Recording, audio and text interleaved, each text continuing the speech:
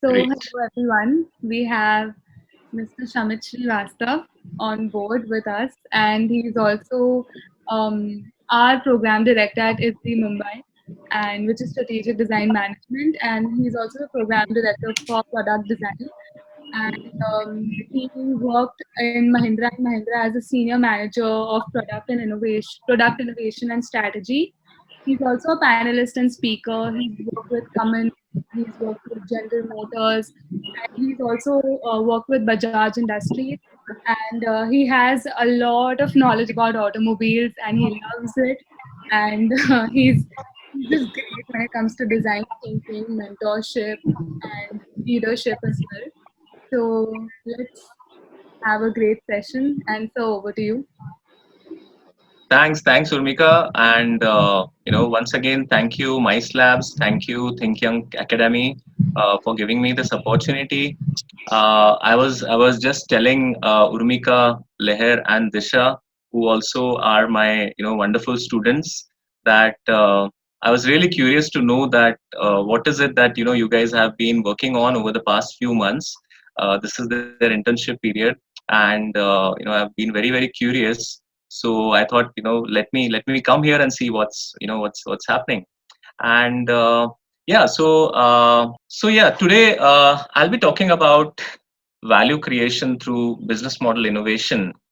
And I think whatever I'm going to be talking about is something that I've learned over the past decade or so. Uh, and I've also got an opportunity to apply some of these learnings in some very high potential projects in the companies I worked upon. And of course, now I'm trying to bring back those learnings into the academic curriculum with the program that I lead. So I think before we move on, let me spend maybe 2 minutes talking to you a little bit about my career over the past 15 years.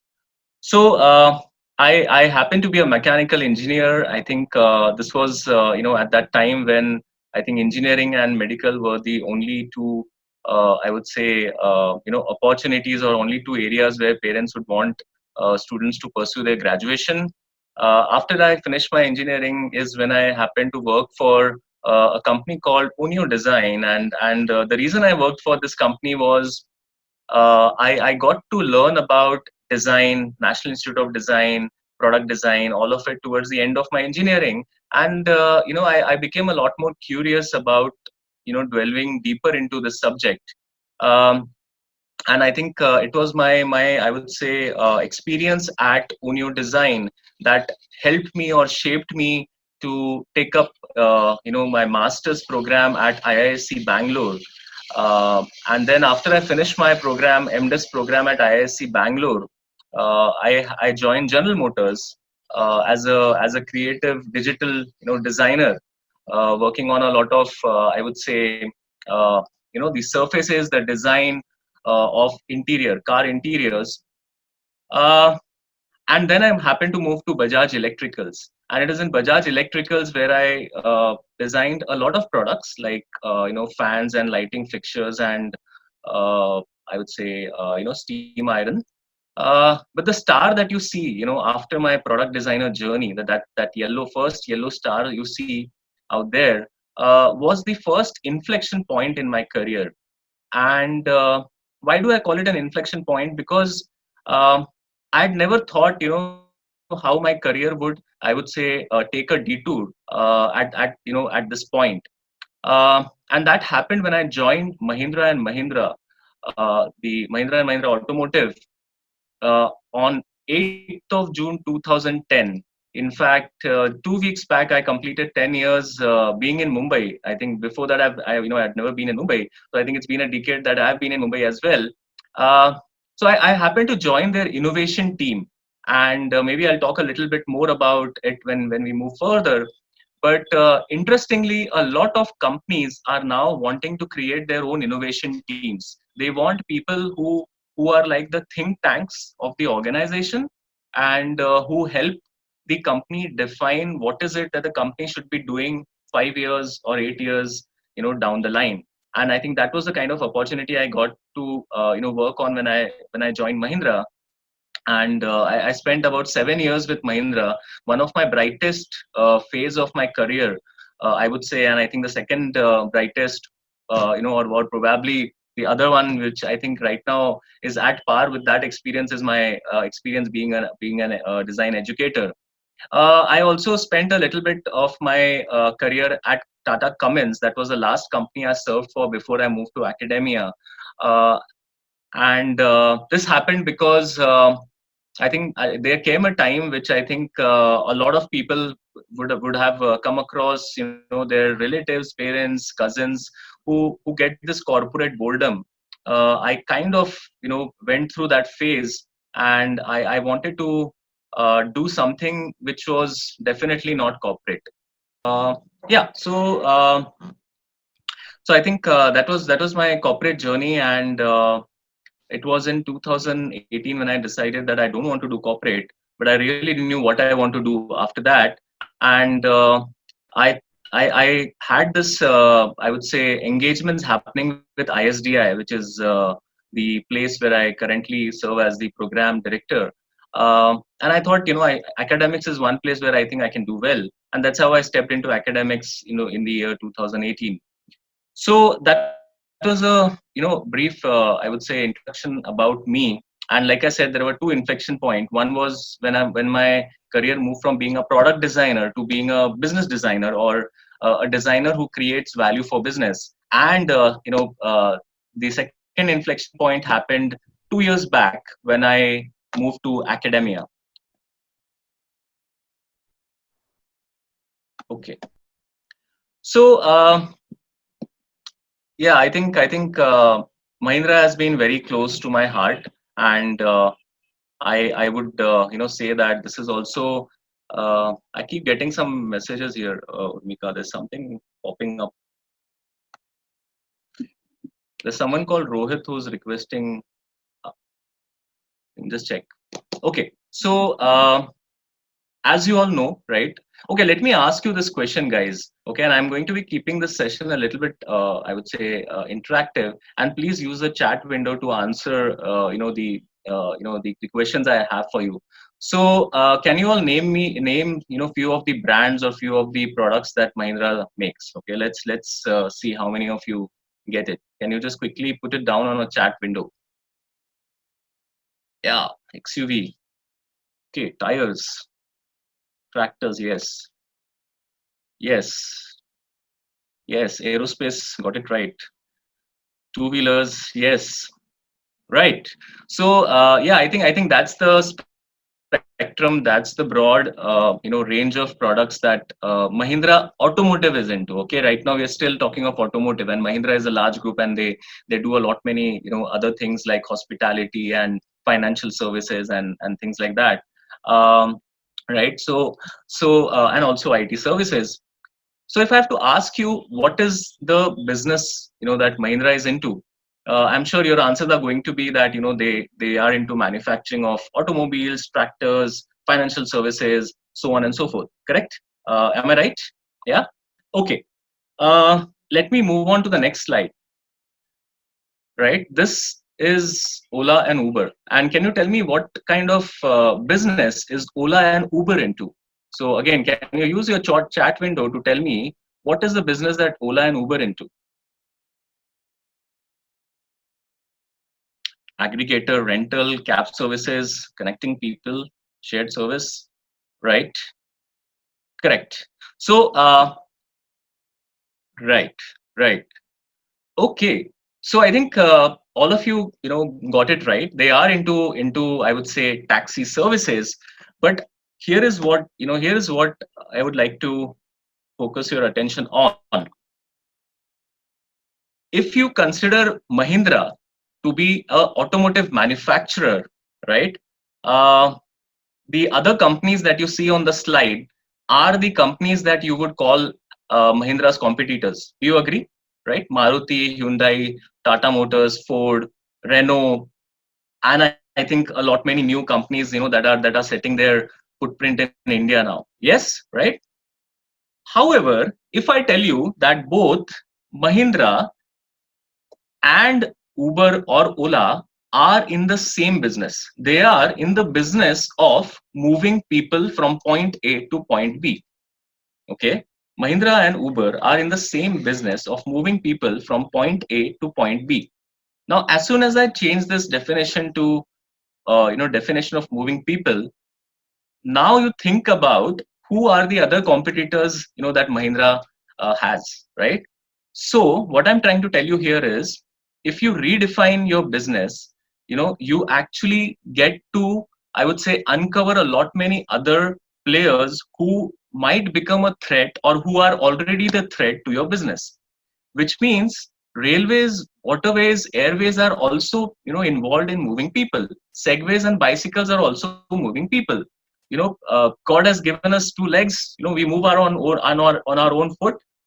We are also in a way competing in that same business. Okay, so it is very important to look at the big picture, and to look at the big picture, you have to ask the right questions, right? So the question here to be asked is, what business are you in, right?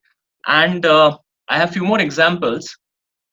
Yeah, so I think the pictures that you see on your screen, right, these all can be considered as competition to the automotive companies today. Why not, right? I mean, we all know how globalization, how technology is changing things.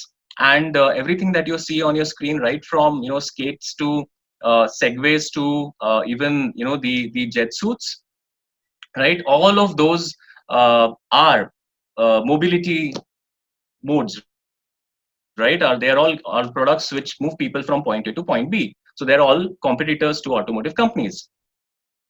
Very familiar symbol. So can you guys now tell me through the chat window, what business do you think is Nike into? Just do it, guys. Can you guys type it? Sportswear, shoes, lifestyle. Yes, yes. Awesome, awesome, great. Apparel, sport accessories, wonderful. So yes, again, if I look at it from that same lens of Mahindra manufacturing automobiles, I think all the answer that you have put down in the chat window are correct. Okay.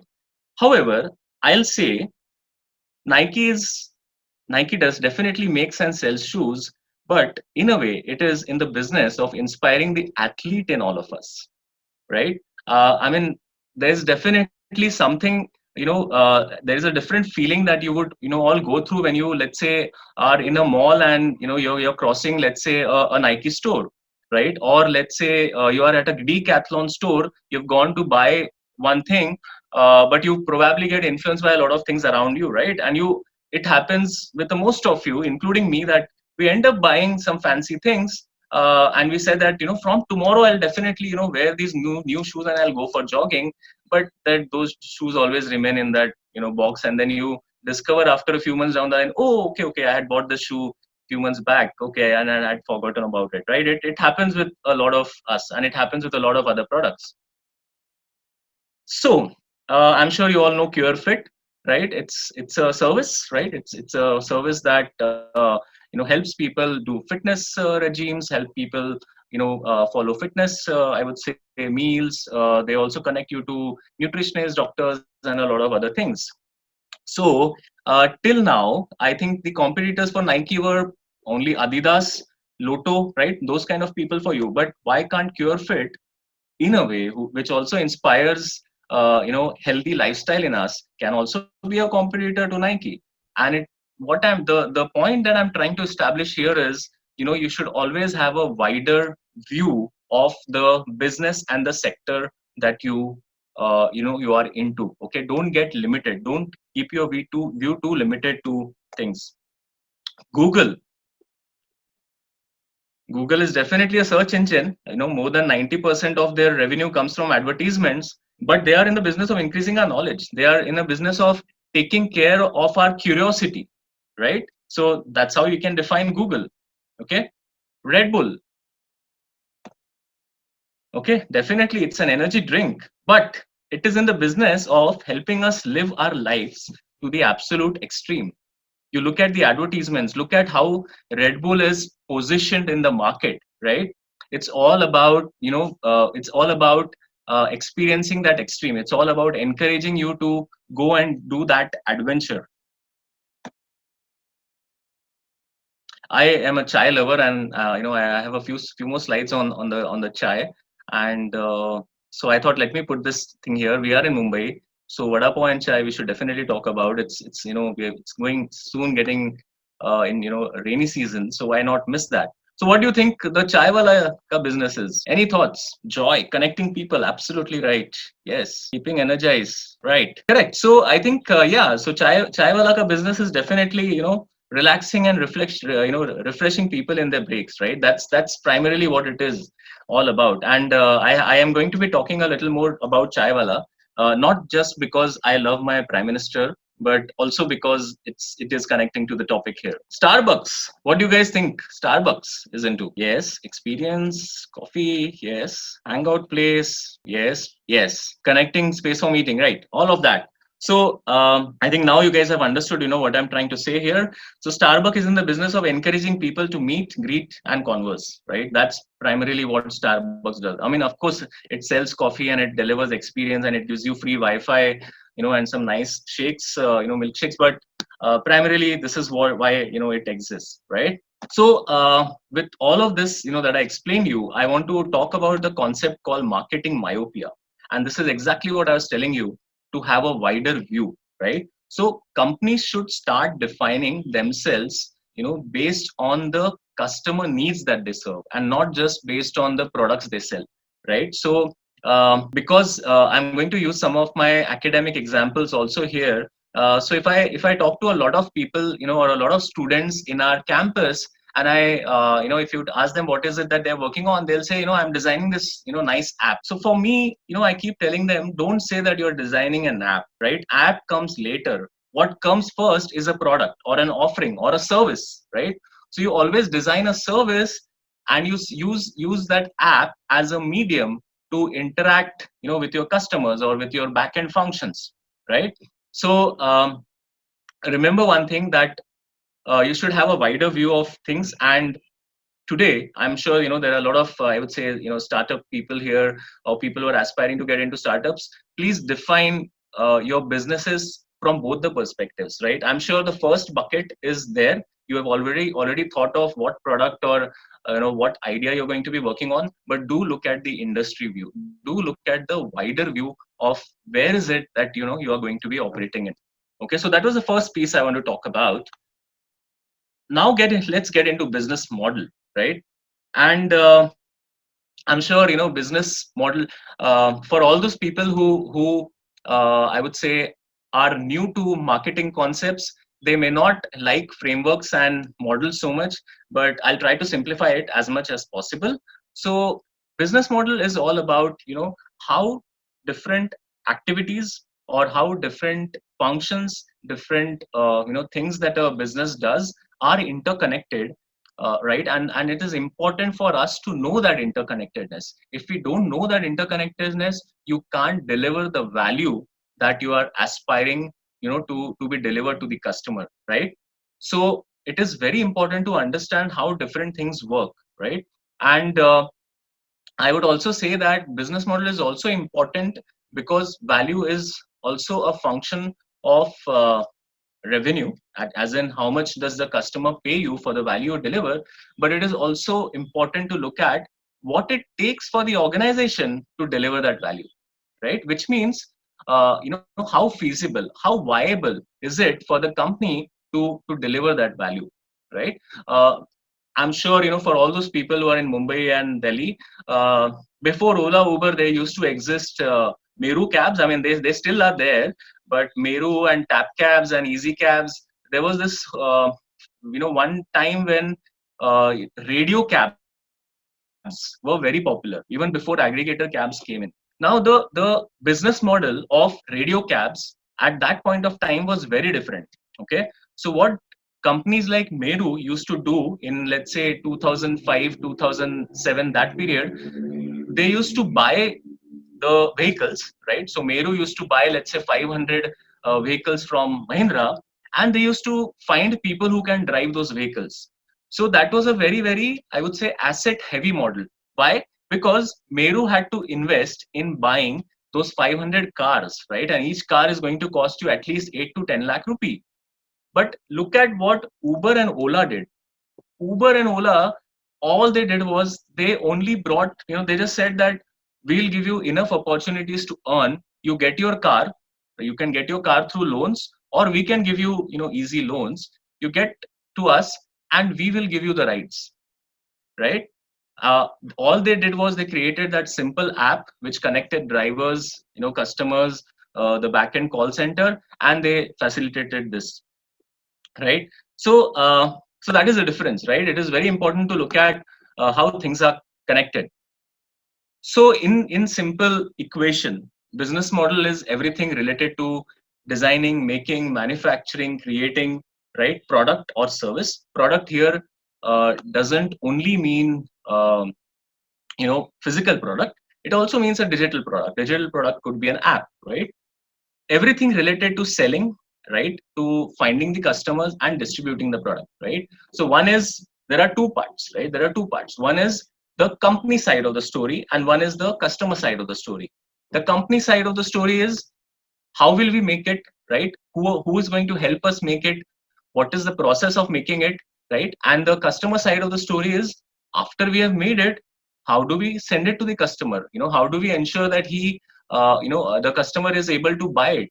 How do we ensure that the customer pays for it, right? So all of these are components of the business model. Okay, I'm sure everyone here, or most of you here, would have created a business model canvas, or would have heard of a business model canvas. Um, so one of the things with business model canvas is, most people think that business model canvas is about these 9 boxes, which have to be filled in. Okay, uh, but according to me, these 9 boxes require a lot of rigor and a lot of depth and a lot of information, a lot of research before you start populating them. You can't just make a business model canvas, in like 15 minutes. You really need a very, very thorough understanding of the ecosystem, of the industry, of the customer, of the product, of the suppliers, all of it, to start putting down a business model canvas. Okay, I'm going to spend a little more time on this, and I'm also going to help you understand how do you fill up a business model canvas. Okay, so business model canvas always starts with uh, the value proposition, the thing that you see at the center. Okay, is there anyone here who doesn't know what is a value proposition? It's okay, you can just say that no, you don't know, right? uh, is there anyone here? Okay, fine. So in simple terms, value proposition is nothing but the customer benefit that your product or your service provides, to the customer, right? So when I say customer benefit, for example, if I take the example of, let's say, a furniture, or a chair, the value proposition of the chair is that it is comfortable, right? It comfortable for long seating. It could also be that it is cheaper, or it is at reasonable cost. It is of high quality, right? If I take a service like, let's say, Swiggy, right? Value proposition of Swiggy is that it's very, very easy to access. You can just download an app. It provides numerous options of restaurants and menus, right? It helps you, I mean, of course, it helps you get the food delivered from the restaurant, right? It gives you good discounts, so on and so forth, right? So value proposition is equal to the customer benefit that your product or service is going to be giving to the audience. Okay, so that's the first thing you start with. The second thing that you fill in is the customer segment, which is the rightmost box that you see here. And customer segments, uh, again, I would like to give you a small, I'll explain you a small incident that happened in our school. uh, so there was this team of students who were working on Airbnb. Okay, they were trying to create a business model canvas for Airbnb. I'm sure you all know what Airbnb is, right? And they showed me, this was those set of students who always do things in the last minute, just for the sake of submission. Okay, so they showed me the business model canvas, and in the customer segment, they had written host and guest. Okay, Airbnb, there is a host, right, who has the property, who will host you, and guest means person who's going to be booking that property for whatever number of days. I told him that, this guest and host for me look like the ghost and the host here. Okay, I mean, it's like I don't know who the guest is, I don't know who the host is. It's very important that when you define the customer segment, you write down the demographic and psychographic. Okay, so what is a demographic and psychographic? I have an example after this where you'll explain that. But demographic is everything related to, things like age group, profession, male, female, right, so on and so forth. And psychographic is everything which is related to the interest, the behaviors, and the attitudes of the people, right? So when you define customer segment, please define it to the narrowest detail, that you can put it down to. So value proposition is done, customer segment is done. Next thing that comes is something that connects the two, which is the channel. Okay, channel is how does the value proposition or how does the product reach the customer, right? So for example, today, if you have to buy a shoe, you have multiple channels, right? You can, your one channel is a retail store. You can go to a mall and buy it from a retail store. Second channel is a e-commerce website. You can go on Amazon and order a shoe, right? So these are channels, right? So how does the product or a service reach your customer? Then comes customer relationship. Now that you have reached that customer, how do you make sure that that relationship is healthy? Okay, and three keywords to remember here are: how do you acquire, how do you retain, and how do you grow your customers? Okay, so remember these three words: how do you acquire, how do you retain, and how do you grow your customers? So that is how customer relationships are built. Okay, we have an example where you'll get this clearly. So that is the right side of the business model canvas, which is the customer side. Now let's look at the company side of it. Okay, after when you come to the left side, the first thing that you do is you fill in the key activities to make that product, to provide that customer benefit to the customer. What is it that you will have to do?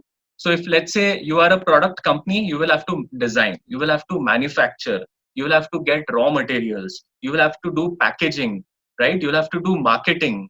So all of those are key activities that you'll have to do to make that product and to sell that product. Okay, after that comes key resources. So if you have to do those activities, what will you need? You will need money, you will need materials, you will need technology, right? You will need people, you'll have to employ and hire people. So that is what you write down under key resources. And then comes key partners, right? Any business, right, will not operate in isolation. You will always have suppliers, you will have vendors, right? You will have you will have investors. So all of those are your key partners. Okay, so that's the topmost part of the business model canvas. And then you come down to cost structure and revenue stream. So again, the reason Alexander Osterwalder has actually created this in the way you see it is everything that is above the cost structure, which is key activities, key partners, key resources, is something that defines your cost structure. Cost structure is nothing but it's all about how much investments you need, how many people you need to employ, and therefore how much their salaries would be like. Whether you need some operating expenses, you will need electricity, you will need fuel, to run that business.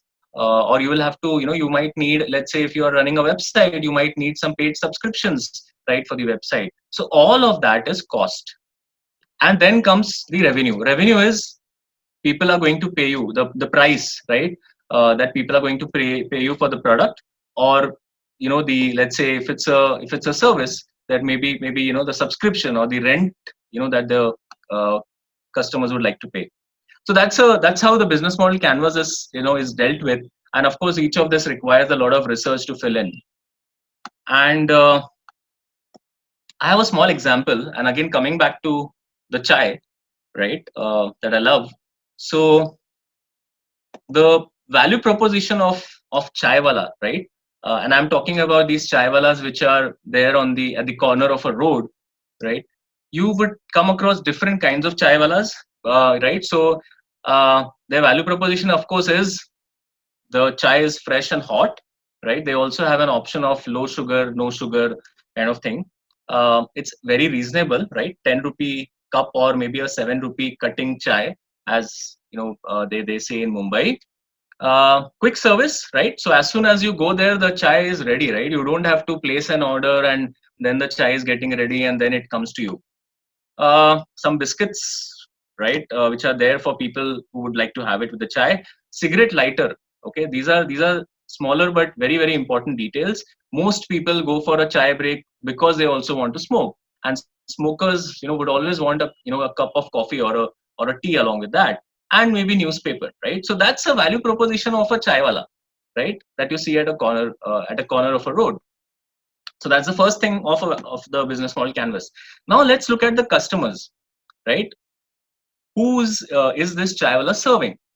It is actually serving people in a way. In a way, it's serving everyone because India is a tea-loving country, right? And there's no age limit for the chai, as it is for alcohol.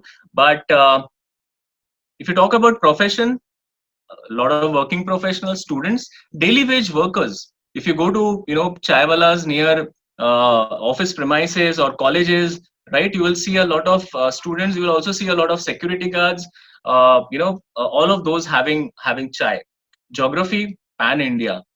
Why is geography important? Because certain products might sell in certain geographies, right? But chai, गांव है, शहर है, कस्बा है, जो भी है, हर जगह आपको चाय मिलेगी.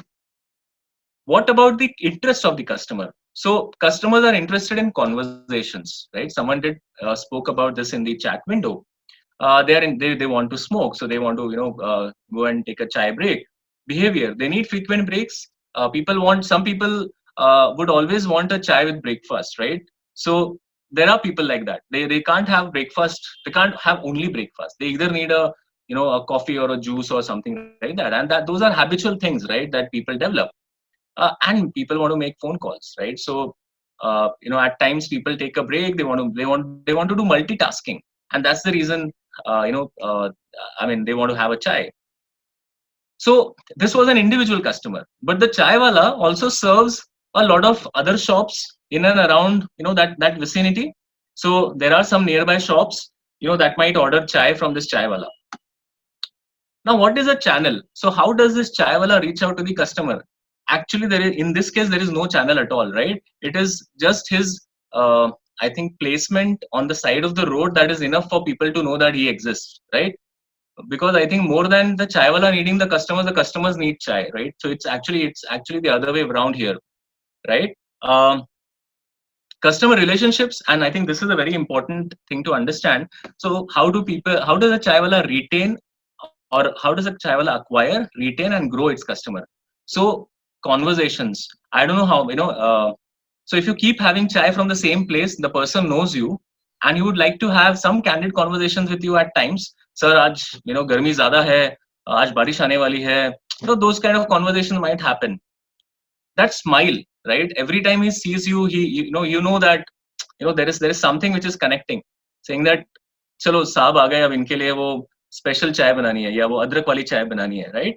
So those things are what maintain that customer relationship, right? There's also goodwill, right? At times he'll say, sir, छुट्टा नहीं है, कोई बात नहीं, कल दे देना, right? So those are things which help a company retain the customer relationship. Now let's look at activities. Very simple. I hope I know there are a lot of students here, but I hope सबको चाय बनाना आती है यहाँ पे. So I don't think I need to spend time on explaining what are the key activities of a chai wala, right? आती है चाय सबको? Everyone can make tea. One very interesting thing about India. In India, we don't make tea; we cook tea. Do you know that? That's a very interesting insight. If you go to US or UK or developed countries, they will just take hot water, dip the tea bag, pour milk, sugar cube. They make tea. We cook tea for 10 minutes, 15 minutes, right? We boil, correct, right? So I think we all are familiar with the processes, so I'm not spending time there. So those were the key activities.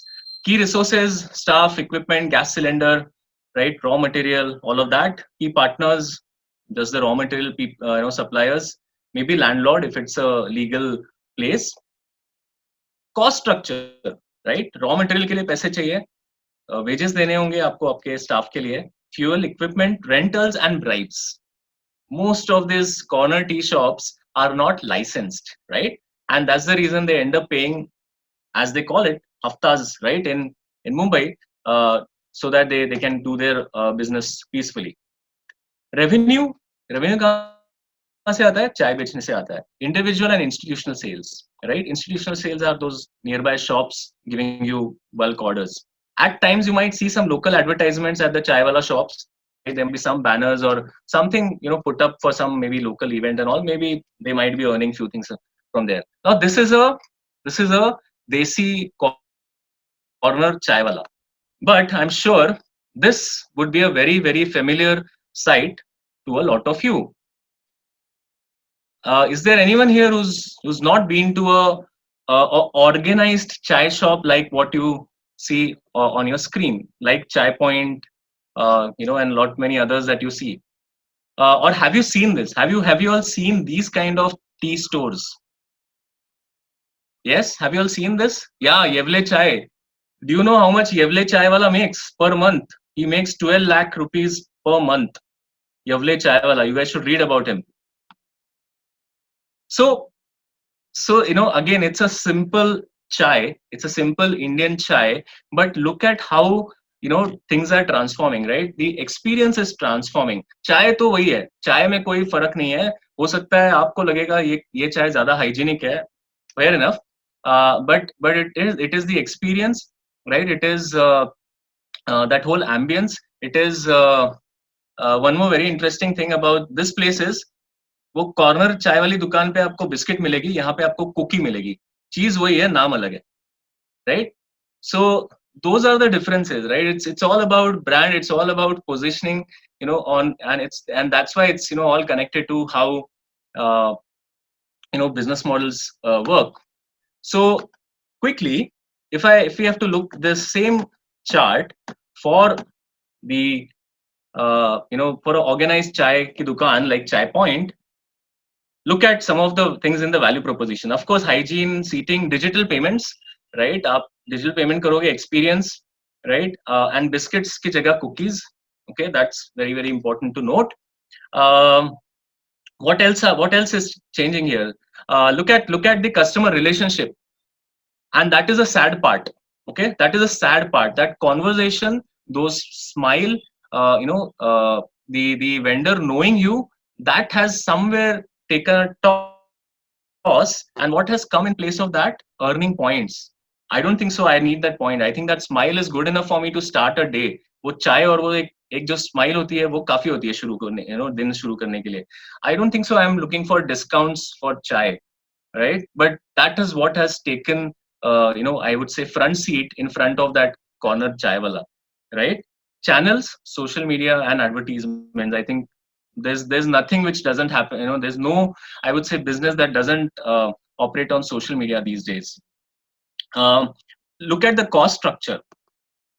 Their cost structure is heavy. Why? Because वो licensed shop है, so they have to pay a licensing fee, right? They pay for packaging. All these fancy boxes that you saw, they look really nice. You can order it in office, all of that. So that definitely is a added cost, right? And revenue model, anything changed? Yes. The tea prices, 10 रुपए वाली चाय आपको शायद 40-50 रुपए में मिलती है, and वो जो आपको 5 रुपए का बिस्किट मिलता था वो शायद 50 रुपए का हो गया, right? So that is how the business model has changed, but the chai is still a chai.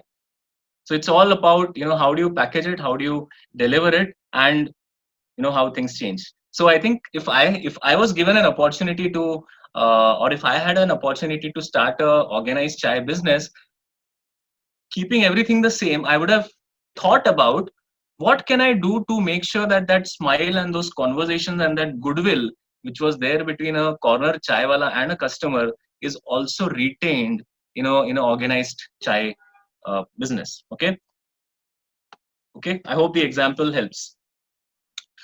So So that was a very simple chai example. So what is happening? The reason I took that example was new technologies, stringent regulations, consumer behaviors. Okay, these are all changing the lifespan of the established business models. Okay, so here are a few examples. We all know how publishing of books has changed ever since the Kindle has come into the market, right? Unfortunately, I don't think so. It's that popular, right? I mean, if you ask me, I would still prefer a physical book than a digital book, but it has definitely, I would say, made the regular publishers to think a little bit more about the future of publishing, isn't it? You have to exist. Even if today you go on an Amazon bookstore, or an Amazon link, it will always tell you that a regular book is 1,000 rupees, the Amazon e-copy is for 700 rupees, right? And it matters, right? It matters. And the publisher wants to ensure that it still makes good money. So how is that possible? So I think this is how technology has brought a new business model in a publishing space. How many of you have seen Gulabo Sitabo? Chat window quickly. Okay. And how many of you didn't like it at all? Okay. Okay. Yeah. Even I kind of didn't. I had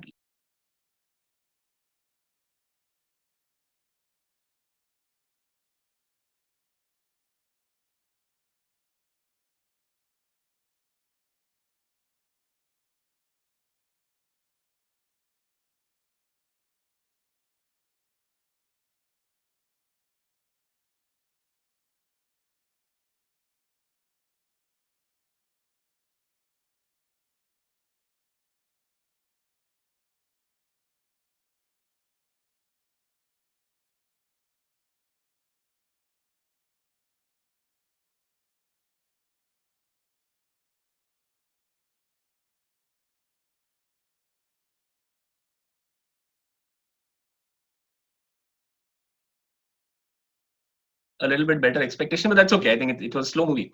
So the reason I put this slide was, when I say regulations or when I say external environments change the business model, look at what is happening to the Bollywood industry now, right?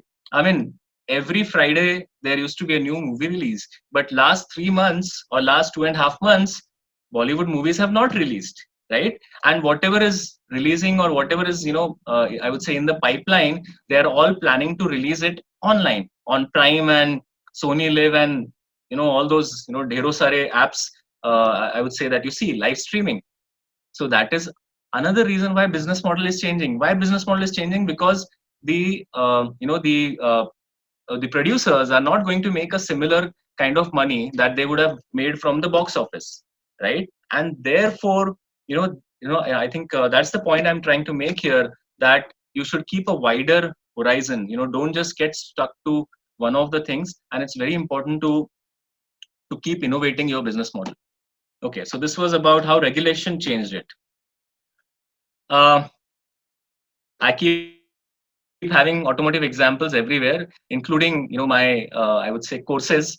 uh, so you all know that electric vehicles are existing in India, and there have been a lot of talks around how this market can grow. Mahindra has been a pioneer in this. Ola has partnered with Mahindra, right? All of that is happening. And you also know that charging electric car is a big trouble, right? Because you have to put up charging points, it takes a lot of time. But probably very few of you will know that there is something called as a battery swapping technology, which has been developed in India, and Sun Mobility and a lot of other companies are working towards it. So what battery swapping does is, it as soon as your battery gets discharged, you can go to a battery station and you can replace your discharged battery with a charged battery, and you can keep moving. So you don't need to wait for a vehicle to charge. Now this is a completely different business model, right? So this again a technology enabling a different kind of business model for that charging station or for that owner of that charging station, right? And therefore it is important to look at the technology trends in the business you operate. Okay, because you never know, tomorrow some technology might enable a completely new business model. Consumer behaviors. How many of you here consider themselves as good cooks? Okay. And how many of you aspire to be good cooks? It's happy to see that there are many men out here talking about it. Great. And I'm sure you know what I'm talking about. Okay, good Maggie, of course. I think Maggie, lovers exist. जैसे चाय जितने चाय के प्रेमी है उतने Maggi के भी प्रेमी हैं इस दुनिया में. So yeah, so I think this is about iChef.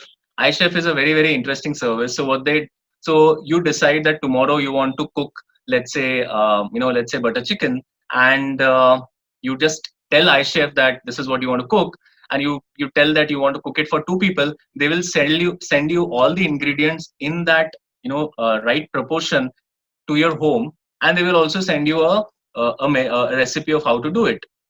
That is what iChef does. Okay. So what it is doing, it is actually capturing the market of people who are getting interested in cooking.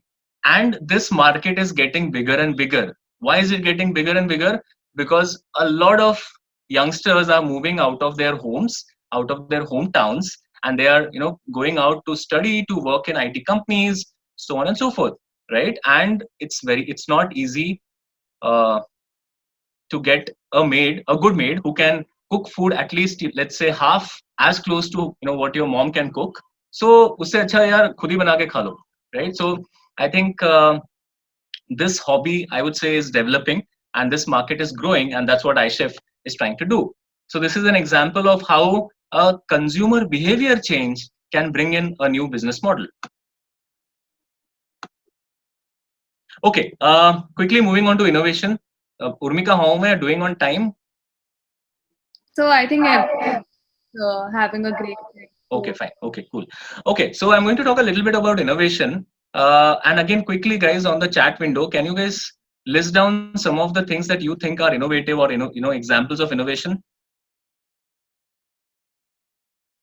Whatever comes to your mind. सब आज तक जो भी आपको लगता है innovative रहा है. Power bank, okay. iPod, yes, yes, yes. Cool. Yes. Zoom conferencing, wonderful. Waffle with ice cream, okay. So there is a foodie here. Drones, wonderful, great. So I think uh, I'll not spend time on defining innovation. So if you look at the list of things that you guys mentioned, and I'm happy to see that I also found a lot of non-product examples. But if you ask 100 people to give you examples of innovation, out of those 100, 90 or 95 people will give you examples of product innovation. Okay, so some of the things that you see on the screen, there is a Tesla car, driverless car, electric shaver. I'm not sure if you guys have seen this live straw. I'm sure people who read about innovations might know this live straw is a very very, I would say, innovative equipment which is used to make the water potable, right? So you can just suck the water and it kind of purifies water.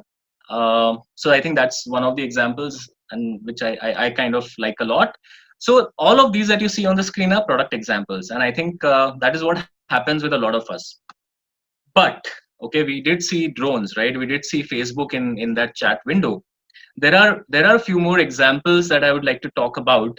Um, if you see a thing on the left side top corner, that red color thing that you see, which is a boxy looking thing, it's a product called Chotu Cool, and it's a portable refrigerator. Okay, I think 150 liters or maybe even lesser. I don't remember the capacity.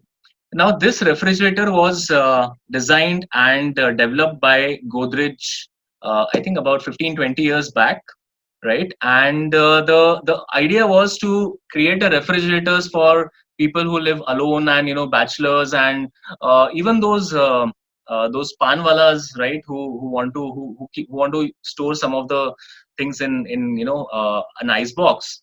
But the reason I'm putting this here is not because it was a product innovation. It was definitely a product innovation. But what was very interesting, this Chotu Cool refrigerator was also targeted at people living in rural areas and small towns. And Godrej partnered with Speed Post, India Speed Post, to ensure the delivery of this of this product to the last mile of the village or habitation in India. And why did they partner with with the India Post? Because India Post has the maximum reach. When it comes to, we all know that postman reaches that last mile or that even the last house in a village. So that was very innovative. You all know, we all spoke of drones, but drone is trying to bring in innovation in the delivery of parcels and pizzas, and maybe in future we are going to see more and more of this. Airbnb, an example of innovation in experience creation and innovation in the hospitality industry. We Lenskart, we did discuss about, I think, about Lenskart. Lenskart, the way you buy your spectacles or sunglasses, it allows you with that whole AR feature, the VR feature, it allows you to uh, figure out how do you look with those frames. uh, IRCTC changed the way tickets, or railway tickets were bought. So the point I'm trying to make here is that don't just look at innovations as product innovations. There is innovation in product, in process. There is innovation in business model. There is innovation in experience creation, and a lot many other things. And this is where I would like to introduce this framework to you, and I think you all can read about it later on. This was a very interesting framework that was developed by a company called Doblin, which is a monitor group of company, and I think now it's been taken over by McKinsey. And they categorize innovation into these 10 buckets. According to them, innovation is not just in those yellow areas. Okay, most people think innovation is about products, but for them innovation is also about service, it is also about process, it is also about business model, which you see on the leftmost box.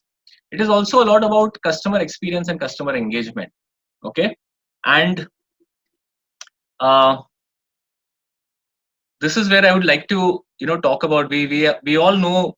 I think we all keep citing Apple example everywhere. But this chart, that I found, it's quite old. But this chart will show you that what did the iTunes did to the company, when it was introduced.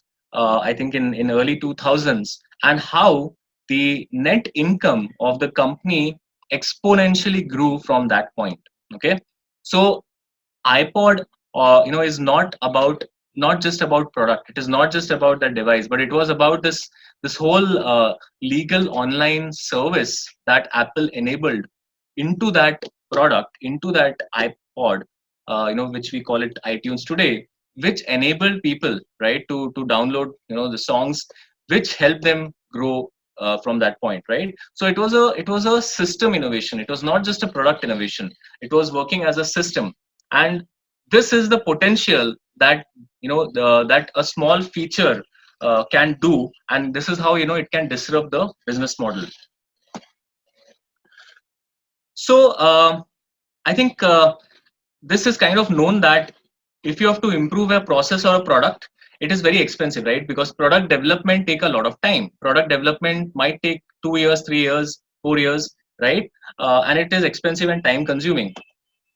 But business model innovation is probably, I would say, fairly, not easy to do, but it can be done with less of an effort. The challenge that business model innovations usually face is that companies used to doing things in a certain way. सालों सालों से company में जैसे चीजें चल रही हैं वैसे चल रही हैं. Business model change requires changing that, and that becomes very, very difficult. So if you are a new company, if you are a startup, I think that is fairly easy to, it's fairly easy to do business model innovation. But if you are an established player, business model, innovation is going to, I would say, be very, very challenging, because it's going to ask a lot of behavioral change in the way people work and they interact. This quote, I couldn't figure out who was the CEO, but this was a very famous quote, that I found, and I think this actually sets the context of our presentation also very well. That it's everything that has to be derived, all the innovation that has to be derived from product, right, or let's say from service, um, I think the companies will do it, right? I think every company would be focusing on that. But I think it is the business model innovation that will help company, get take that leap, or take that, I would say, 5x or 10x jump, right? And therefore, it is important to also look at business model innovation and not just get restricted to product features. And because the companies are realizing the importance of business model innovation, and they know that they can't bring about this change in one day, they are reaching out to startups. A lot of large companies, I'm sure you would be hearing a lot of news about large companies. In fact, even people such as Mr. Tata, Mr. Mahindra, Mr. Ambani, they are collaborating with a lot of small startups. Why are they doing it? Because they know that they can't do this internally. It's going to be very, very difficult and challenging to do this if so I think they are looking for that inorganic growth. However, they're also making sure that the employees of the companies, they create these think tanks, the way I was mentioning to you when in the beginning, this innovation team where I worked on, they're creating these teams which are given entrepreneurial freedom to come up with new ideas, and to to create disruptions in business model and product. So I'm going to skip a few slides because I think I think I would like to spend some time on this slide, and I think you can, if you want, you can note this down. So this is, what is very, very important for business model innovation, right? These are some of the focal questions that you need to ask, and you need to have very, very thorough answers to, right? So first of all, what customer needs will this new business model going to address? What novel activities, right, would help satisfy those needs? And you can keep connecting to that, the chaiwala example, if to get these concepts really into your mind. How can these activities be linked in novel ways, right? So today, if I'm sure in this COVID scenario, a lot of people are getting their supplies at home from different kinds of vegetable vendors, right? There was one time when you had to go to the corner store, but now there are a lot of these people or volunteers who are trying to get the I would say fresh vegetables and fruits from Nasik directly to your society, right? So those are new activities and new linkages that are getting created in the business model, right? Who should perform that activities? So I think for example, in a franchisee model, the activities performed by the franchisees is going to be very different than from, let's say, a standard business model. How will value be created for each stakeholder? That is very important. Don't just look at customer value, also look at stakeholder value, right? Whether it's your partner, whether it's your vendor, whether it's your supplier, everyone should grow together. Only then your business is going to be successful. Otherwise, it will be very short lived, right? So I'm coming to the last few slides, and I'm going to talk just about one case study. And these are some of the projects that I was part of when I was in Mahindra. And if I have to ask you, how do you see the I would say image, or how do you see the quality of public transport in cities changing? I'm sure some of these pictures will pop up in front of you, because I'm sure in the last 10 years or 15 years, the I would say in the country has seen a lot of development happening in the mass transport systems. And maybe you might not be too convinced with monorails there, because half of the time it doesn't work. But I found the design to be very interesting, so I've put it here. But we all know that how quality of transport has changed, right? There is metro train, there is AC buses, right? All of that has happened to come into the thing. There's also waterways which has been talked about. So while this is one side of the story, the second side of the story is this. I'm sure all of you is there anyone who's never had any kind of argument or quarrel, or maybe a small fight with an auto rickshaw guy? Is there anyone here? कोई है ऐसा? Chat window, guys. Yeah. So okay, great. Abhishay saying not him. Okay, great, Abhishay. So, but typically, this is the kind of scene, right? There's a lot of haggling with that happens with the auto rickshaw guys many times, right? Because they don't want to, take you. They will say, "नहीं मेरा अभी time नहीं है," or maybe they will overcharge you, right? So on and so forth. So this is one side of the story, and this is the mass transport is the other side of the story. So we were trying to create a product that can provide seamless transportation from your house to office and back from office to home. Okay, so that was the project, which was this thing, this small little, I would say, car that you see at the bottom, right? And this project was about creating that last mile solution, which will take you from the metro station to home in a very, very seamless, comfortable, and convenient manner. Okay. And we all know the customer that we are talking about. So we are talking about people like us, right? Students, office employees. And do you know that why people don't want to take public transport today? Okay. It is because they find it very inconvenient. They don't want to sit in a shared auto because they are all well dressed up, right? In Mumbai, the weather conditions are so humid that it's all very sweaty. So they would rather prefer driving their own car, even if they drive for 2 hours, right? Including people like me, uh, but they would still want to take that. So how can you make sure that public transport is widely used? There is a very, very famous quote which was said by mayor of Bogota, long, few years back. Mayor of Bogota said that a developed country is not a country where many people own cars. It is a country where many people or most of the population uses public transport. And sadly, in India, the share of public transport, right, has gone down tremendously.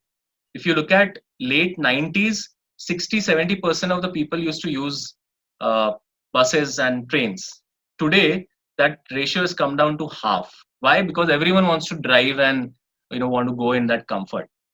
So how do you encourage more and more people to drive public transport? So that is what this product was all about, which was about last mile connectivity, making customer I would say increasing his earnings, getting him respect, right? So on and so forth. And this was the product which was finally conceptualized, and this was showcased in the Auto Expo this year, and it was a soft launch. So I'll not talk too much about the product here. What I wanted to actually talk about was there's definitely a lot of innovation in the product as well. But what I want to talk about is that is one part of the story. Developing a product is one part of the story. The second part is to look at the business model, right? And this is where I would like to introduce a small, framework. And for people who are interested, I would encourage you to read this book called The Wide Lens by Ron Adner. And Urmika and Disha and Leher, they have read this and they have done this previously. So this is a very interesting concept, which tells you that we typically tend to get locked in what to sell and who to sell. We only look at the product, the service, and our customers. But we tend to look at how to sell only at the end, only once the product is ready. जब product prototype बन जाता है तब हम सोचेंगे कि अब इसको कैसे मार्केट करना है, बेचना है. That is not how things should be. You should start looking at it much early, right? You should start working on your business model much early. Okay. And Ron Adner came up with this very interesting framework. And if you look at the color code there, I'll try to explain that with this slide. So this is for that same vehicle which I showed you. Now imagine if that vehicle, which is meant for carrying people from metro stations to home and offices to metro station. Now that vehicle is, let's imagine if that vehicle is to be launched, right? Now that vehicle will have a complete thumbs up from the customer. जो office जा रहा है, he will be very happy to go in that vehicle, right? Because it's comfortable, it has an air conditioner and all of that. So it's a green, which means he is going to be completely okay with it. DLF, which has a cyber space, or it's basically an office space. It's a commercial office, I would say property. they will also have absolutely no issues with that, because उनके employees के लिए वो अच्छा है तो उनके लिए अच्छा है. Delhi Metro Rail Corporation or any Metro Rail Corporation, they will be very happy with it, because it kind of goes very well with their design. It is going to bring, I would say, make the image of the metro station much more better than what it is today. क्योंकि क्या होता है, आप AC metro से आते हो और जब तक आप नीचे आते हो फिर वही auto rickshaw, shared auto, buses, बस में धक्के खा के जाओ. So today it's that scenario is not good. So they are going to be very okay with it. But that orange logo that you see, that is the RTO. RTO will require to give you will need to issue a permit, right? So that needs to be looked at. Development authority, they will give you space to park those vehicles. So बहुत मुश्किल है, metro cities में space की बहुत मारामारी होती है. So that might not work out. And if you look at the red dot, which is the union, right? A lot of auto rickshaw taxi unions which are there today, they might oppose this, because what will happen to auto rickshaw and taxis if these new vehicles come in? So when you think of a business model, always think about these stakeholders, and always think about how can you convert all the reds and yellows to green.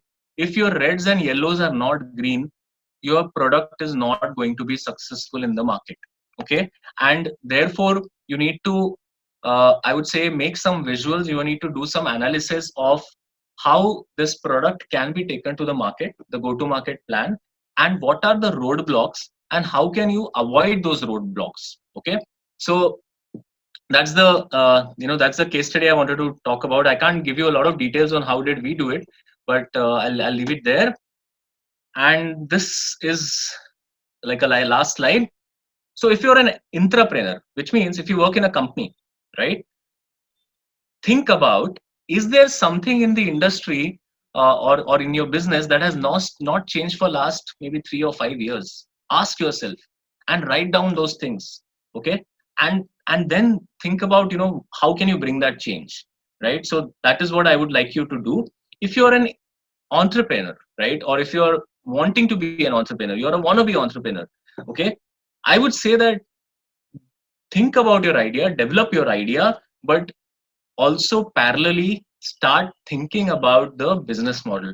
Don't wait for your product prototype testing everything to be done and then thinking about कि हाँ ठीक है चलो ये अब काम कर रहा है, now how do we reach out to, let's say, 1 lakh people.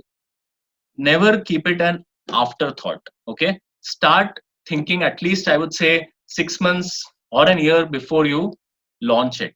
Okay, so that's one piece of advice I would like to give you. And yeah, I think that was it. And yeah, that's the last slide. So if you remember this thank you slide, you know how to make a business model canvas. So I'm sorry if I exceeded time, but that's it.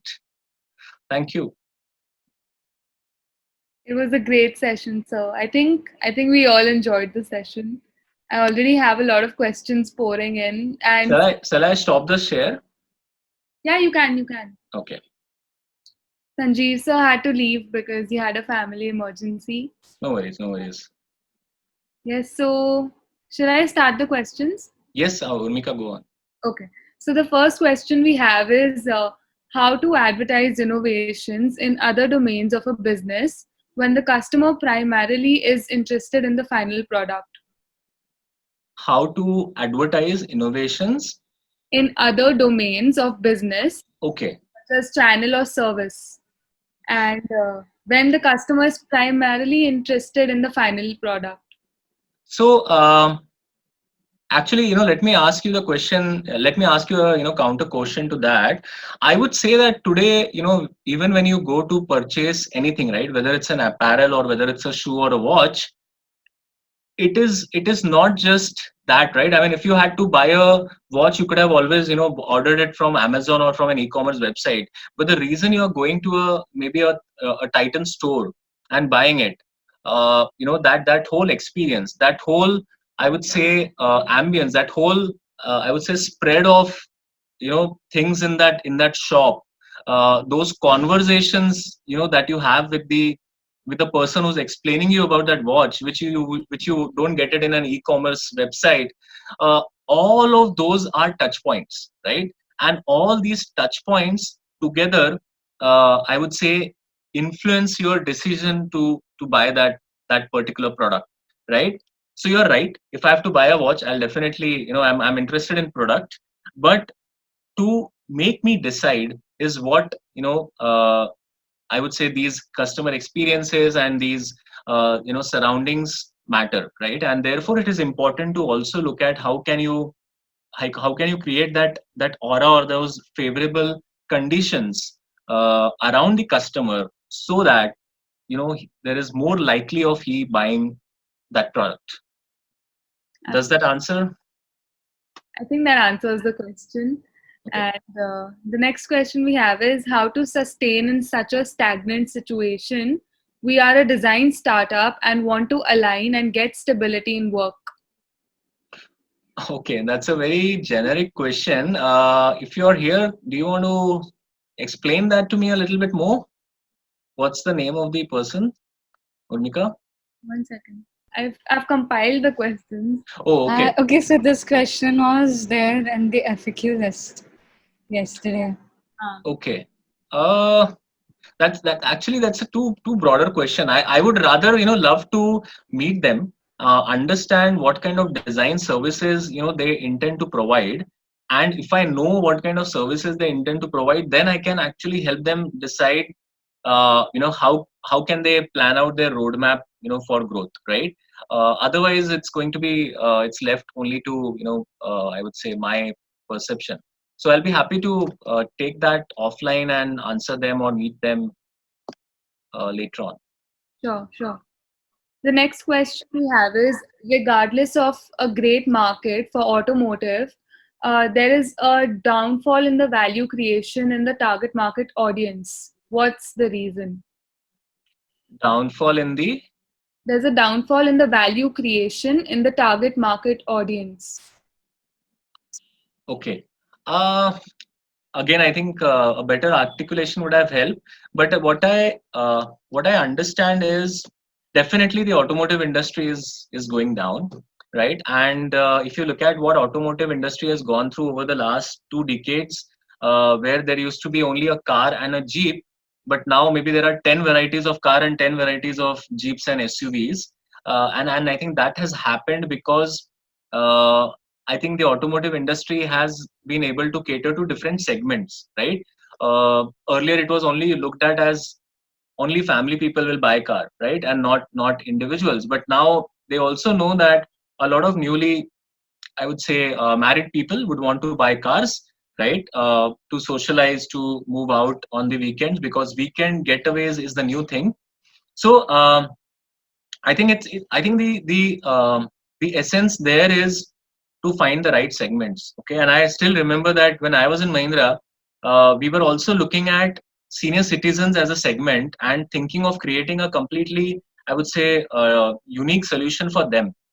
Okay, but unfortunately, what happens, guys, is you have to maintain a balance between the size of the market and the opportunity that you can serve, right?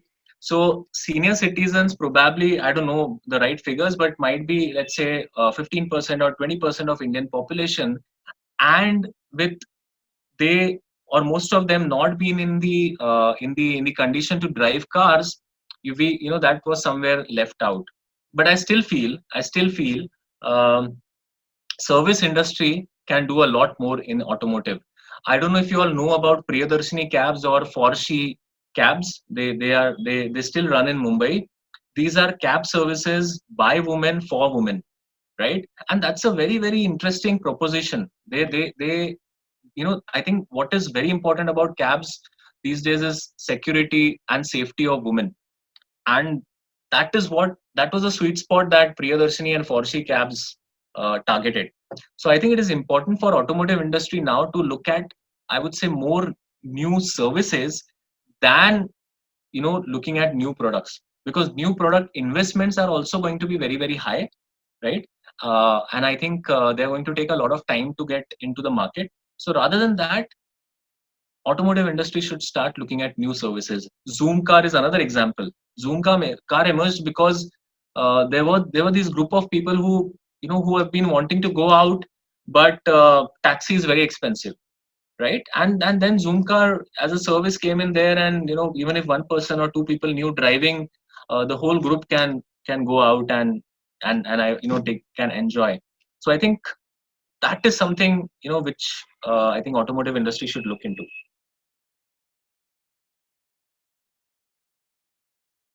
Yeah. So my More network questions? is a little unstable. So just tell me if I start cutting off in the middle. Yeah. Next question. You can go to the next question. Okay.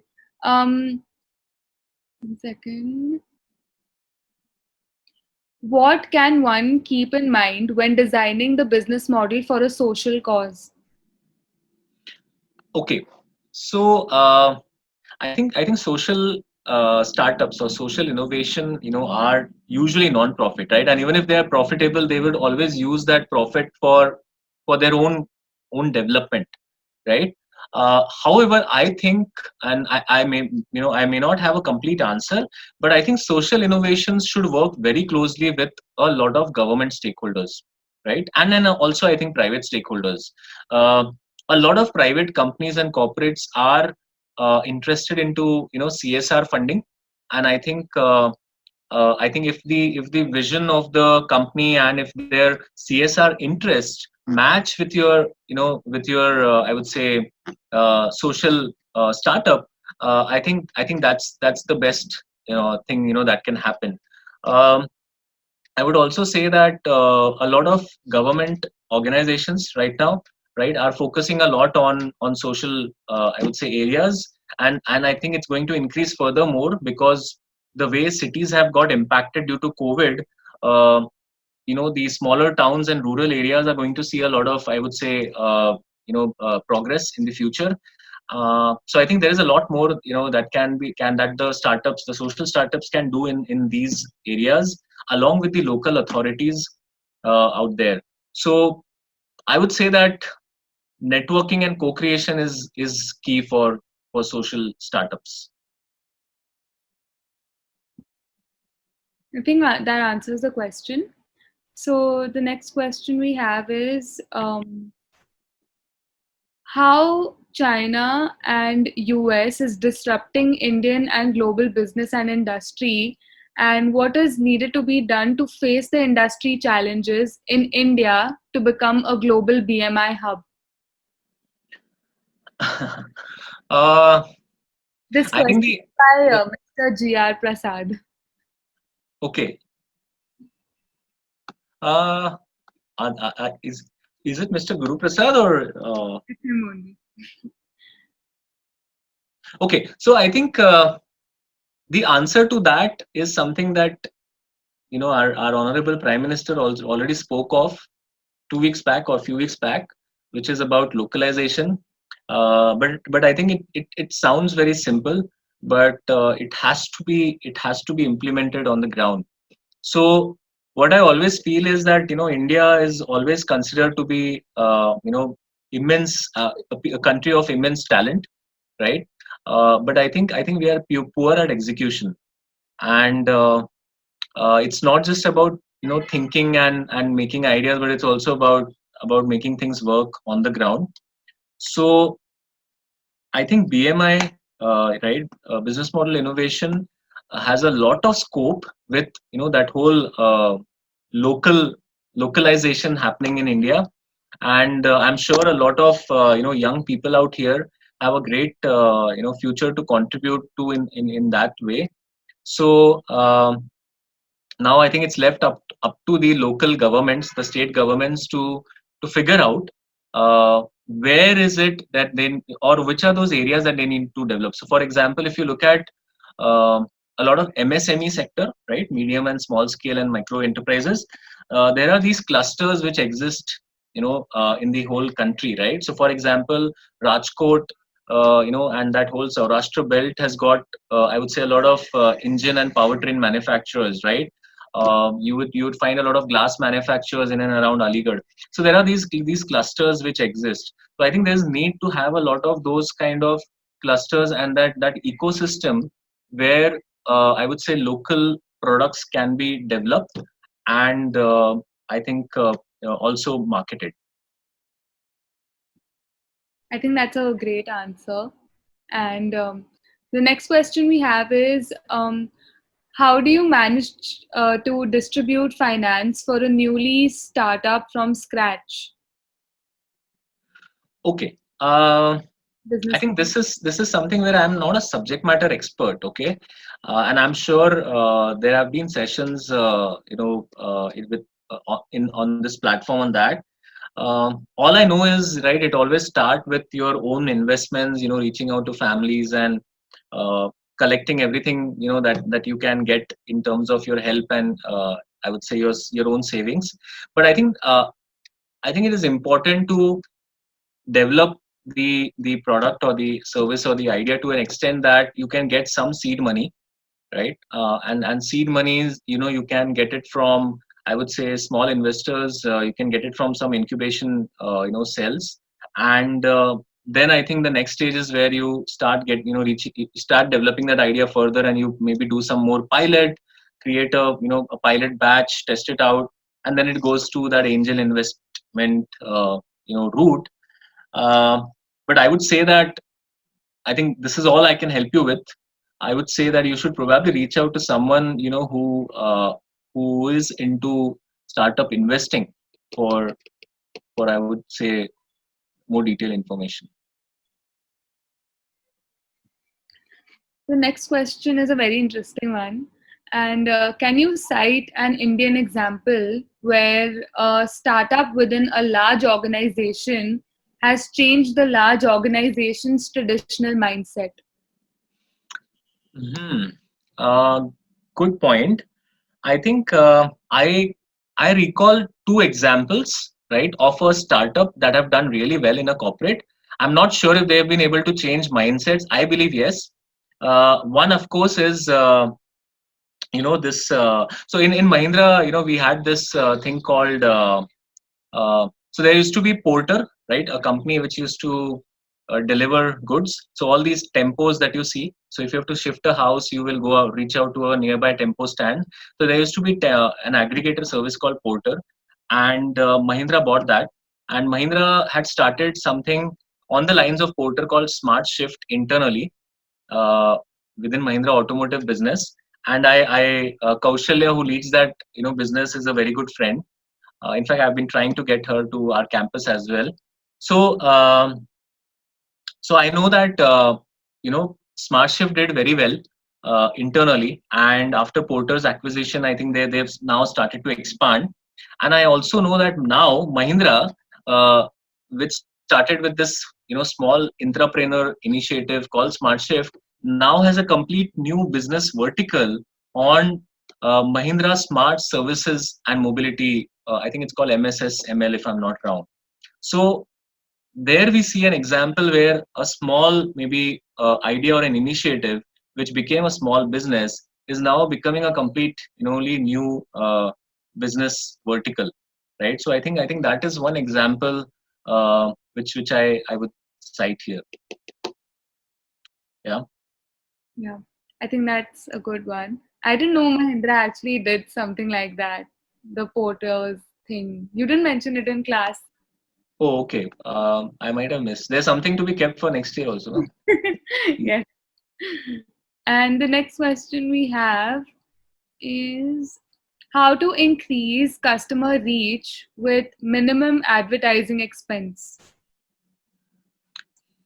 Okay, I think again I need I this is half information. I would have loved to know a little bit more about the company or the product or the service so that I could have given a lot more clear idea.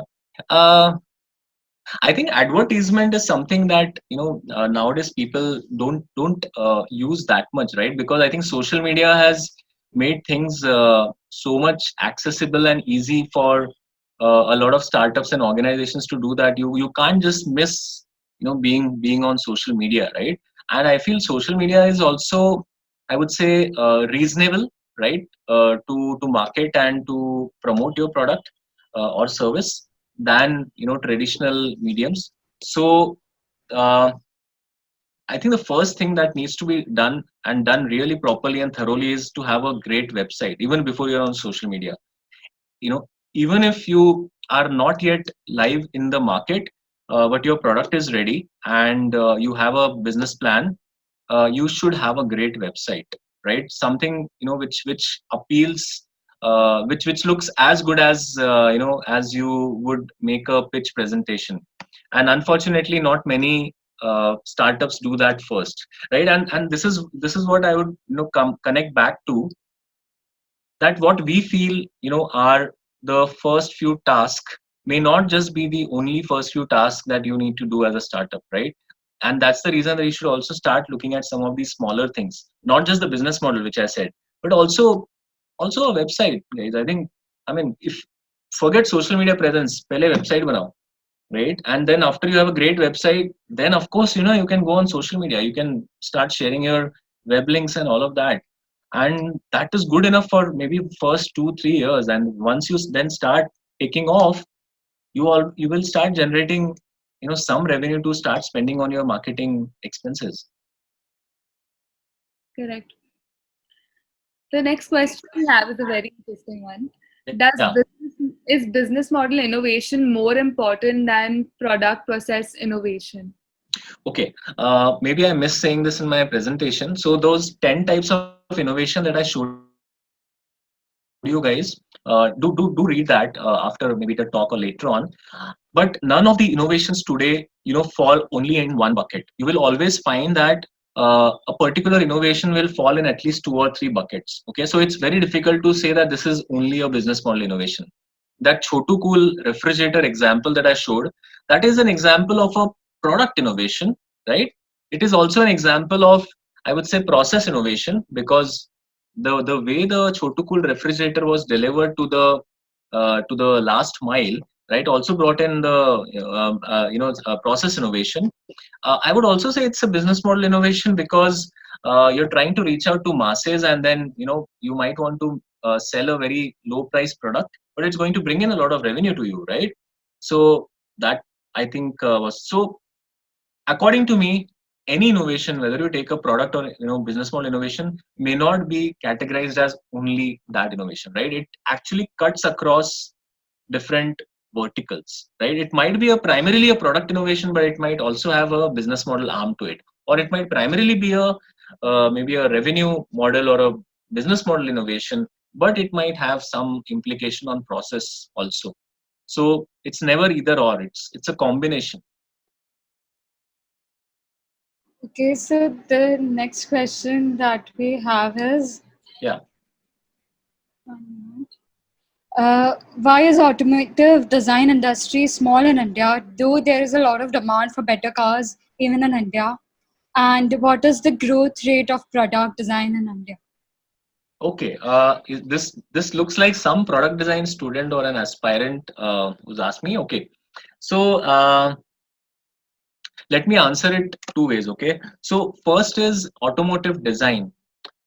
Yes, you are right that automotive design, or let's say, there are very few companies which I would say depend a lot on Indian designers to design cars, right? And I would say that they are still dependent on a lot of Italian and Japanese and Korean counterparts for nice designs. But I would also say that the situation is changing. I think there is a brighter side to it, and specifically the Indian MNCs. I'm not going to be biased here, not just Mahindra but even Tata Motors. If you look at what Pratap Bose and his team has done over the past 5 to 7 years, they've actually transformed the whole design language of Tata, right? And his team, even though he's based out of UK, but I'm sure that his team in India has is Indians, right? They all come from design institutes, NID and IITs, and other design institutes. So that is definitely changing. Um, Also, because I've worked in Mahindra, I would say that it is not correct for a product designer or for a product design student to think about automotive company as only a place where you will go and start designing cars. Okay, ऐसा नहीं है. Okay, I have been in Mahindra for 7 years, but I have not drawn cars, and I've not done styling of cars. I have actually gone and figured out new opportunities for Mahindra Automotive कि 5 साल बाद महिंद्रा को किस तरह की गाड़ी बनानी चाहिए. इट इज नॉट अबाउट कि कैसी गाड़ी बनानी चाहिए, राइट? इट्स किस तरह की गाड़ी बनानी चाहिए. And that is a shift that I would say designers need to bring in their mind, that they can't it's not about influencing that smaller thing about how good the steering wheel looks and how good the headlamp looks. It is about deciding what is that next category of product that you can define, right? बहुत SUV बना दी, बहुत sedan बना ली, बहुत hatchbacks बना लिए, बहुत tractors बना लिए. कुछ नया एनिमल बनाना है. वो नया एनिमल क्या हो सकता है? That is something that designers and innovators need to define. And therefore you need to think again, look at the big picture. Okay, don't just look at कि तुम वो design studio में बैठ के sketching, clay sculpting करोगे. Okay, and I think that is one change that is required, not just with the aspiring designers, but even a lot of, I would say, current design students. And I'm sure, I think design education needs to work on that aspect as well. So, does that answer, or was there a second part to that question also? Actually, we have got a question following up that answer. Yeah. The person is asking, is it important to have the mindset to innovate products first, or is it important to have the skills to make the products first? I think mindset will always come first, right? And mindset will help you define what the product should be, and skills will help you design what the product should be. Okay, so remember this: mindset will help you define, and skill will help you design. I hope you understand. I've tried to make it simple. Okay. Then the next question that we have is, over a period of time, technology, customer expectations also change. From that perspective, when is the time to change the business model? Over the time, technology and customer expectations change. Yeah. So when do you exactly change the business model? Okay. So here is the thing, guys. I think that's a good question. So how do you decide that when does your business model need a change? Okay. I think there are going to be certain signals that you will start receiving. So let's say there is a business. Let's take an automotive company example. You have 5 products in the market, and you are making decent money out of it. But maybe in the coming years you suddenly see that your revenues have started shrinking, right? And in spite of new product launches, it's not working out. That means there is something that not so much wrong with your product. Maybe there is something wrong in your business model. So that could be some signal. So I think financial health of the business can be your one reason to decide whether you need a business model change. Second reason could be that you have a new entry, a new market player in the market, right? And suddenly you're seeing that target audience has started to move towards that new player. That means you're losing your customers. Okay, that can be a second signal, right, of business model. Third could be that maybe there is some new technology, or maybe there are let's say some startups. A lot of service industry is booming, and you suddenly, that whole example of Uber, Ola versus Mahindra, right? I explained you, right, why Uber, Ola is also a threat to automotive company. So that also can be, I would say, one signal. Fourth signal could be maybe a regulation, a very strict regulation. What if let's say by 2030 Nitin Gadkari has announced that all the cars should become electric, right? If that's the case, you should start thinking about what your business model will be 10 years from now, or at least 5 years from now. You can't start working on the business model in 2030. You have to start thinking of that business model from now. So there are these signals, these indicators which you will have to keep an eye on to decide whether your business model needs a change. और ऐसा नहीं है कि आपको रोज business model innovation करना है. अगर सब ठीक चल रहा है तो चल रहा है. आप डॉक्टर के पास नहीं जाओगे ना तब. So that's the same principle. Okay. Then the next question that we have is, how do you handle starting out a startup while having a corporate job? And how do you decide that you should leave your corporate career and pursue an entrepreneurship career? My God, difficult question. I will say that I have been in that situation, but I've also not been. I've been in that situation because I've also felt that corporate बहुत हो गया, कुछ और करना चाहिए. And I've not been in that situation because I've not started a startup, but I moved to academia. I think it's the answer is not very easy. But I think what is essential is you should listen to your heart. Okay, you should listen to your heart. It might sound like a very global statement, "Dil ki baat suno," but that's something that I've I've realized myself. Okay, so you should always you should always get into something which you enjoy and like. But I would also say that don't think about it as soon as you graduate from your college. Okay, as soon as you graduate from your college, you should, I would say, जितना ज़्यादा discomfort environment में आप हो, आप उतना ज़्यादा सीखोगे. Okay, so you should first maybe 10 years, 15 years, I don't know, maybe 12 years or maybe even 5 years. It is important to not think about comforts but think about a learning curve. Okay, and when you think that your learning curve is probably coming to a standstill, या बहुत धीरे बढ़ रहा है, या वो उतना उस एंगल में नहीं बढ़ रहा है, that is when I'm sure you will self realize कि कुछ तो गड़बड़ है, and I think you will go through that phase for those 2-3 years. It happens a lot of this whole midlife career crisis is a very common term. It happens with a lot of people. So you can also talk to few more people like me, and they will give you I would say similar gyan.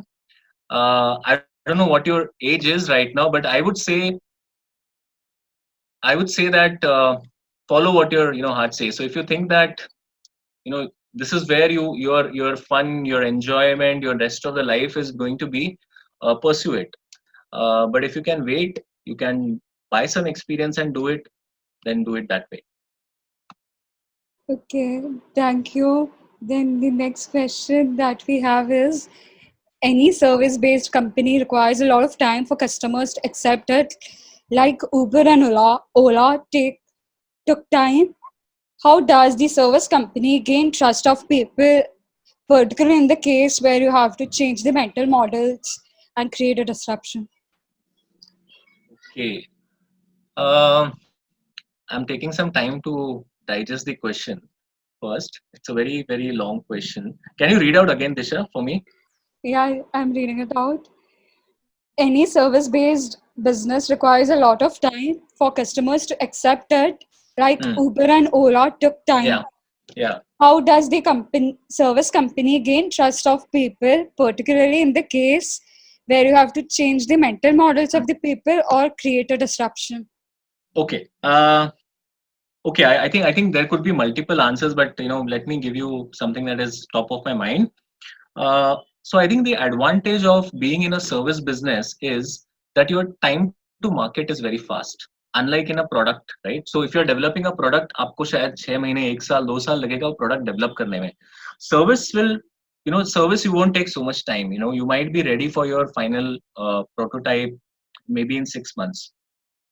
So I think there is an advantage when you have, when your time to market is so fast that you can do multiple iterations of your service solution testing with people, right? So in case of a product, you might test it out with 100 people, but in case of service, you can actually go to different places in the city, or you can go to different cities and test out your ideas with maybe thousands of people, right? Because you have a lot of time in hand. And if you do that, if you're going to test it out with so many people, it is, I'm sure, automatically going to get that confidence, and it's start going to get a lot of insights, and it's going to start building trust with the people you have tested that out with, and then you go full fledged, right? So I would say that testing and validating is the key here, and doing multiple iterations, because you have an advantage of time, which product startups may not have. So I think that's what I'll say. I think you just summarized our whole course. But the next question that we have is, if someone has an idea for a startup but not have a team, what kind of challenges will there be? And the next question is, What kind of, sorry, what kind of what kind of challenges will the challenges? person Okay. face if someone has an idea for a startup but does not have a team? Okay. And what kind of challenges for a person who is belonging to a middle class family? Uh, okay. I think the second question is I don't think so. Second question is very relevant because startup will not look at your socio-economic profile, right? I think it's all about your desire and your passion to do it. So I think I'm going to leave out the second question. Okay. Um First question, I think single-handedly, a lot of startups I'm sure have started single-handedly or maybe with two people in college and starting things on their own. I would say you should not think about a team unless and until you are very sure about what is it that you want to pursue, right? And you should always start, things always start with one, right? So think about an idea, develop the idea yourself, take a lot of external help. These days, there is so much of favorable, I would say, ecosystem around you, right? There are incubation centers, there are prototype development labs, there are these startup pitch competitions happening. So for all of these, you don't need a team, right? And also it depends on the scope of your project, right? I mean, of your product. So if you're it all depends on what you plan to do, right? So so I think there are different parameters for that to decide, but I believe that you can start alone for a few months or maybe a year or so. But I think it's always good to have at least few team members, at least a core team of maybe 3 or 4 people. I think in the long run, but it's not that you can't do things alone, right? So you really need to know कि आप क्या करना चाह रहे हो, किस तरह का product है, किस तरह का service है, and I think that is going to help you decide. The next question that we have is, what are the challenges you should anticipate while developing a medical product and having a healthcare startup to launch? Yeah, I think good question again. Mm, so I think healthcare products. I think the stake that is there in a healthcare product. So healthcare product cannot fail. Okay, that I think is very very important, right? So what is important is you have to get it right in the first time. When I say first time, when you launch it in the market, you should leave no, I would say, scope for it to fail. Okay, which means it has to be backed with a lot of testing and a lot of prototyping, validation, user research. All of that has to be very very thorough. Okay, so that is the first thing that should there, that it should be uh, it should be very very comprehensive, and you should not leave anything which any scope of error in that. Okay, so that's the first thing. I think the second thing is a lot of medical products are going to need a lot of approvals, right? Are going to need a lot of clinical trials, right? So I think I think people who are into healthcare sector can throw a lot more light to you on this, but the regulatory bit, the testing bit, the certification bit, I think is the second big challenge. And with whatever I know, again, Disha knows Prasad, who has been an alumni of our school. He's been working on a startup idea for 2 years, and I think he's been working very hard, but he's still not in the market. Okay, um, Of course, product development took a lot of time, but approval also take a lot of time. So I think these are the two things I would say are very, very important. Are there more questions? I Or think we are done with the questions okay, right great. now. I'm happy to see so many questions because usually people don't ask those many questions. So I think I definitely need a lot of water after I'm done with this. My throat is so dry. So there's one more question which I had. Yes, Krishna. So you mentioned about how Ola Ubers and the story of how Meru had a problem and then Ola Ubers showed a better business model. So my question is that when something new comes into the market, there is a lot of time that the customers take in the trust. So saying my example, for example, when I was seeing about Ola and Uber, I was having a doubt, and it took me time to accept that yes, Ola Uber is a good service for me to use. So how does a Yeah. entrepreneur or a business company gain the trust of their customers in the very initial days? So, Krishna, I think that is true, and that has been historically true for any product or service, right? If you look at the product life cycle, right, the curve always start, a little. It's not steep right from the beginning, right? It's a slightly, I would say, gradual in the beginning. That's the phase where you have entered the market. So it's going to take some time to acquire customers. It cannot happen overnight or in few months. And I don't think so there has been any marketing theories or anything that has been done by any of the companies in the past where you have seen the peak right from the beginning of the market, right? I mean, right from the beginning of the point that you've entered the market. Only thing that can be controlled is how fast you can achieve that peak, right? It cannot be achieved in the beginning, but you can decide whether you can achieve it in 1 year or maybe in 2 years. And for that you definitely need a lot of I would say promotion, word of mouth, social media, all of that happening. And that is again where there is a lot of innovation that is required. Innovation in channel, innovation in customer experience, right? Customer relationships that I was talking about. So all of those things are going to matter to decide how steep your curve is going to become, the I would say customer adoption curve, and how fast are you going to reach the peak. Okay.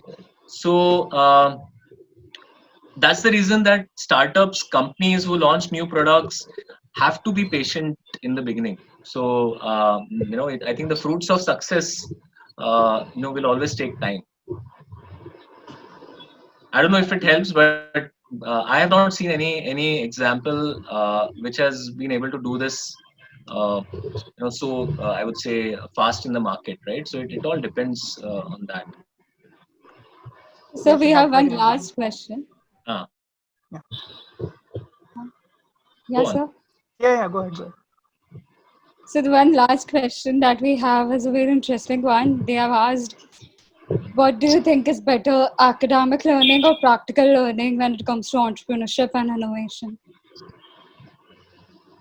Mm, Even design added to that, the same question. uh, See, I think again, I might sound very diplomatic, but I think both are very, very important.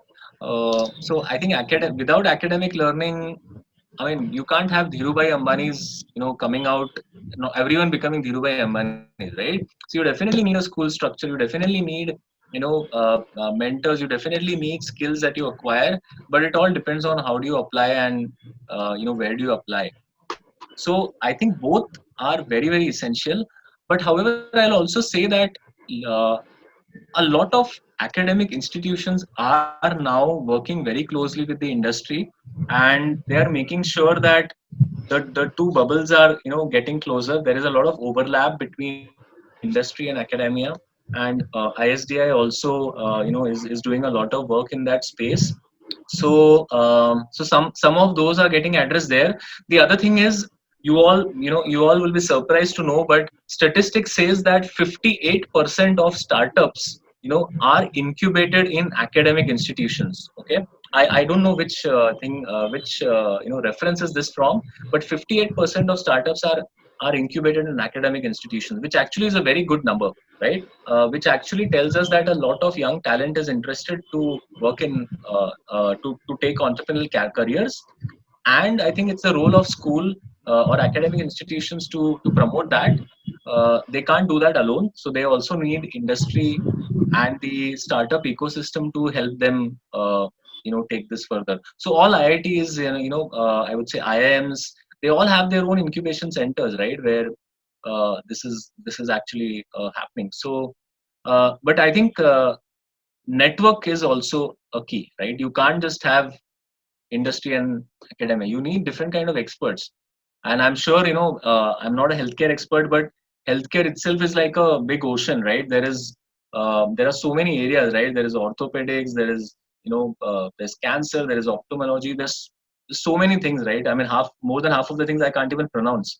So I'm sure for all of those things you need experts. You need to co-create, right, the value. So yeah.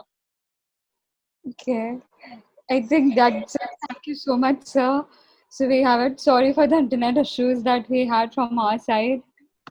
But otherwise, it was a great session. And like you said, a lot of questions were there as well. That's No, it. I think you all know, right? And I can see Kashvi also here a lot. I can see Anurag here. A lot of my students are here. So uh, I think it's good to stay connected to students. And right now, I've been also missing campus. We don't have classes also happening.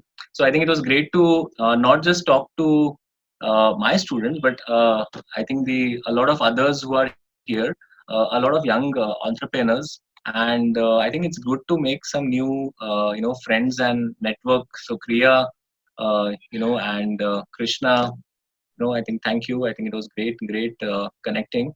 And I don't know, if it was, I would say, complete, relevant, comprehensive, but I was just talking my experience, and I think it is left to all of you to, I would say, uh, start connecting and make meaning out of whatever I said, and feel free to reach out.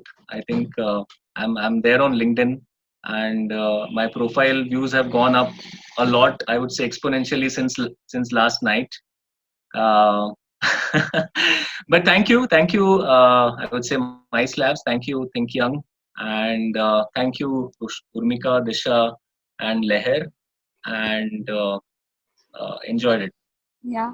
Do you have any last comments or thoughts that you want to share with us? Because a lot of them are waiting. Most of them have startup ideas, and many of them are from your company manager as well. Oh, is it So, okay?